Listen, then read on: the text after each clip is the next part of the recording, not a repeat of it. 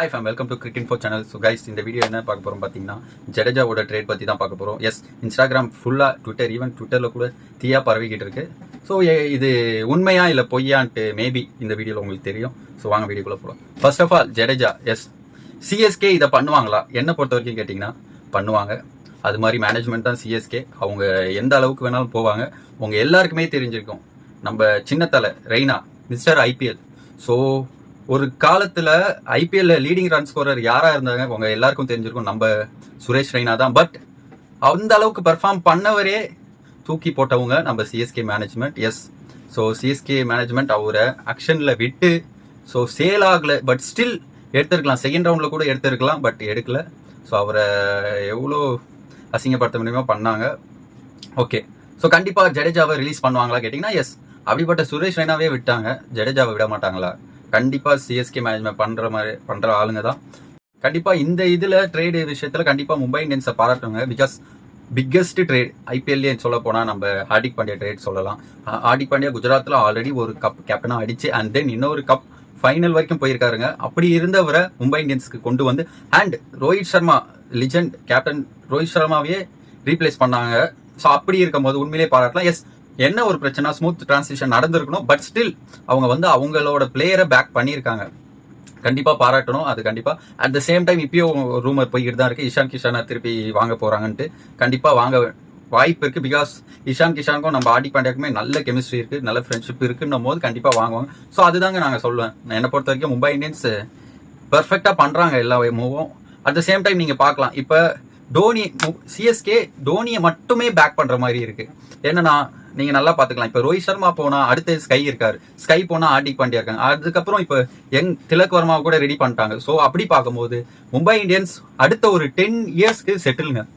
அவங்க பிரான்சிஸை காப்பாற்றுற அளவுக்கான பிளேயரை செட்டில் பண்ணிட்டாங்க. எஸ், இதுக்கப்புறம் யாருக்கு? சூரியகுமாரா?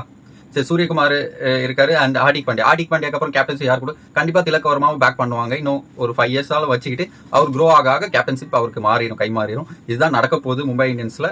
ஸோ அவங்க ஒரு நெக்ஸ்ட் 10 இயர்ஸ் வரைக்கும் சேஃபா இருக்காங்க. பட் சிஎஸ்கே அப்படியான்னு கேட்டீங்கன்னா இல்ல. டோனியை மட்டுமே பேக் பண்றாங்க.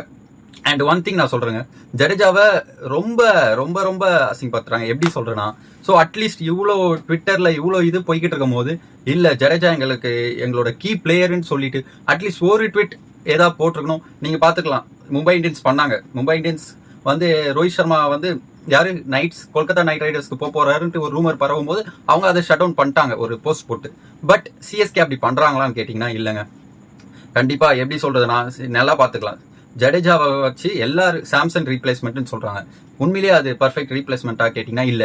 என்ன பொறுத்த வரைக்கும் சிஎஸ்கே ஃபேன்ஸ் கோச்சிக்க வேண்டாம், இல்ல தப்பா எடுத்துக்க வேண்டாம். பட் கரெக்டான ட்ரேட் பாத்தீங்கன்னா டோனியை ரீப்ளேஸ் பண்ணுங்க. டோனி ரீப்ளேஸ் சஞ்சு சாம்சன், அதுதான் கரெக்ட். சஞ்சு சாம்சன் எதுக்கு? விக்கெட் கீப்பர் பேட்ஸ்மேன் அவரு. டோனி யாரு? Wicket keeper batsman. Dhoni so அப்படி ரீப்ளேஸ் பண்ணுங்க. ஏன் ஜடேஜா போனோம்? ஏன் ஜடேஜா எவ்வளவு மேட்ச் ஜெயிச்சு கொடுத்துருக்காரு? 2023 ஃபைனல்ஸ் மறந்துட்டீங்களா? இல்ல புரியல. 2 வருஷம் தாங்க ஆயிருக்கு. 2023ல நீங்க கப் அடிச்சது யாருக்காண்டியா? அந்த ஹோல் சீசன் எவ்வளவு பிளேயர்ஸ் ஆடி இருந்தாலும் அந்த லாஸ்ட் பினிஷிங் லைனை கொண்டு போனது யாரு? நம்ம ஜடேஜா.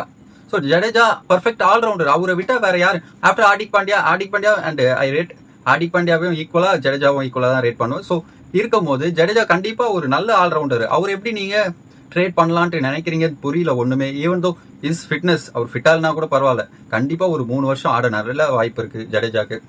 அண்ட் ஸ்டேபிளா கொண்டு போவார். அண்ட் மோர் ஓவர் என்ன பொறுத்த வரைக்கும் இது மேபி ஜடேஜாவா வாலண்டியரா போனார்னா கண்டிப்பா நல்லது. ஜடேஜாவா கண்டிப்பா ட்ரேட்ல ஆக்ஷன்ல விடுங்கன்னு சொல்லலாம். பிகாஸ் ஜடேஜாவை உண்மையிலேயே ரொம்ப இது பண்ணியிருக்காங்க. கேப்டன்ஷிப் கொடுத்து ஒரு 5 மேட்ச் ஒழுங்கா பெர்ஃபார்ம் பண்ணலன்னு சொல்லிட்டு வாங்கினாங்க. ஸோ அதெல்லாம் கண்டிப்பா அக்செப்டபிளே கிடையாது. ஏன் சொல்றேன்னா, ஜடேஜா அப்பத்துல இருந்து ஆடி இருக்காருன்னும் போது அவருக்கு ஒரு சீசன் கொடுக்கணும். ஸோ அவர் ஒழுங்கா பெர்ஃபார்ம் பண்ணலனாலுமே கேப்டனா ஒரு சீசன் கொடுங்க, யூ டிசர்வ் தட். அதை விட்டுட்டு 5 மேட்ச் ஒழுங்கா பண்ணலன்னு 6ஆம் மேட்ச் டோனிக்கு திருப்பி கூப்பிட்டு கொடுக்குறீங்க. இப்ப பாருங்க, போன சீசன் பாருங்க, ருத்ராஜ் இன்ஜுரின உடனே திருப்பி டோனி கிட்ட கொடுக்குறீங்க.